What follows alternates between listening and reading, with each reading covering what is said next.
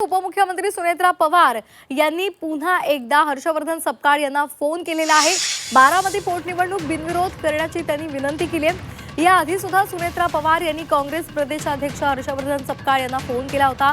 अर्ज मागे घेण्याची आजची शेवटची मुदत आहे, शेवटचा दिवस आहे आणि त्यामुळे काँग्रेस काय भूमिका घेते हे पाहणं महत्त्वाचे ठरणार आहे। तर सुनेत्रा पवार यांनी पुन्हा एकदा हर्षवर्धन सपकाळ यांना फोन केलेला आहे। त्यामुळे काँग्रेस आपल्या भूमिकेवर ठाम राहतं की आपली भूमिका बदलतं हे पाहणं महत्त्वाचं ठरणार आहे। तर काँग्रेसनं आपले उमेदवार आकाश मोरे यांना रिंगणामध्ये उतरवलेलं आहे।